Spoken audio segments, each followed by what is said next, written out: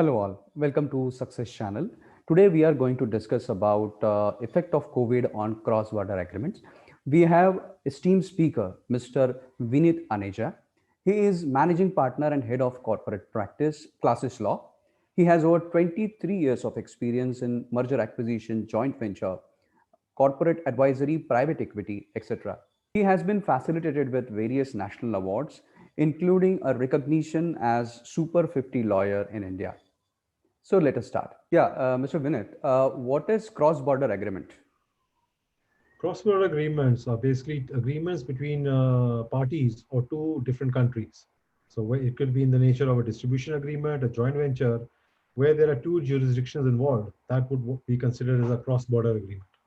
Okay, okay. And what is the impact of COVID on these cross-border agreements? The main impact, on the overall basis, we have seen a slowdown in the business, especially in the beginning of the lockdown, and things have now started to pick up. But I think people are being a little more cautious, and some of these deals are getting impacted because of the inability to travel. In fact, looking at acquisitions, we had an instance where we were about to close in end of March, April, but because the acquirer could not travel to India, they decided to abandon the deal. But yes, from people are trying to look at situations where they can have exit points where there is impact on any such pandemic or the continuation of the same. Okay.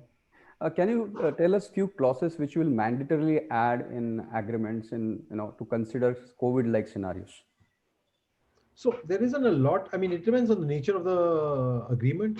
I think one typical clause which everybody is looking at, and primarily in the real estate sector, is in relation to force majeure, because we have quite an extensive force majeure to cover act of God, but nobody has ever contemplated such a epidemic or a pandemic. So nobody ever gave thought to having such a provision. What has been happening over the last 6 months is that people are trying to negotiate whether this amounts to a force majeure or not. But yes, new leases are definitely looking at clauses with respect to a pandemic. Similarly, other types of agreements where business is impacted, the bigger impact in is in relation to the force majeure clause. But at the same time, companies are also looking at situations where, okay, if we have an impact on the business, it will definitely impact valuations. And can we have a freeze on the valuation at the time in such a scenario? Again, it all becomes subject to regulatory regime in India. Okay, okay. And which jurisdiction you will introduce in a cross-border agreement? From a dispute perspective, Right, right. so you see, I think dispute perspective doesn't have that much of an impact on COVID. It's if there are various factors to be considered. If you look at efficiency, you need to look at maybe say SIAC, the Singapore International Arbitration Center.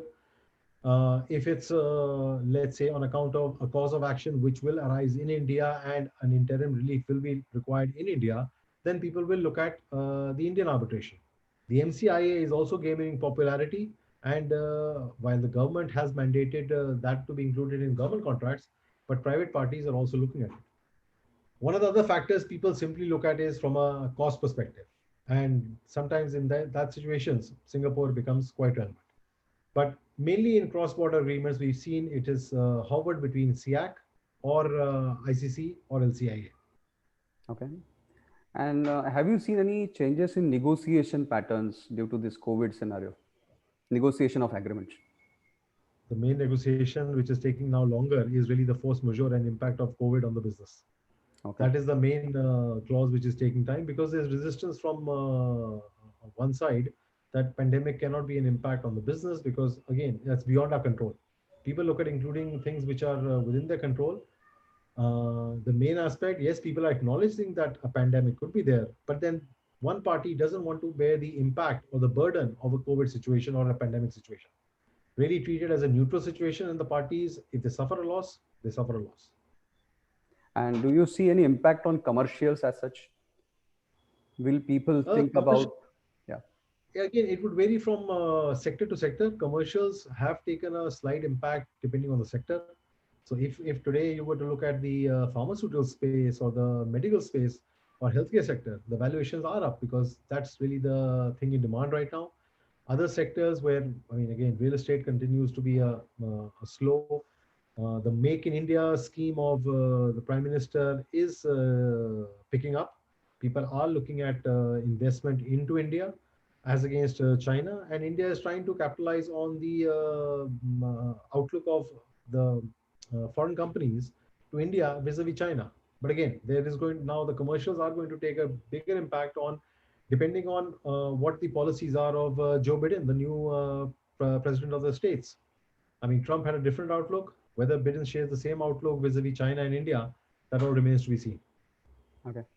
And is COVID a turning point in a negotiation of a contract? Is there any effect on negotiations? I mean, we are all negotiating in a different way. I mean, we would negotiate at least for a year to come. We are going to negotiate more on through the electronic media as against the face-to-face. But it doesn't hasn't had that much impact on the actual negotiations. Things are slowed down because, I mean, I personally believe that you're doing a deal. No deal is going to get closed unless you at least have one or two rounds of sitting across the table and thrashing it out. Those things we are all missing, that face to face. But the electronic media, now we're all getting used to the electronic media, and this is the new way. Right.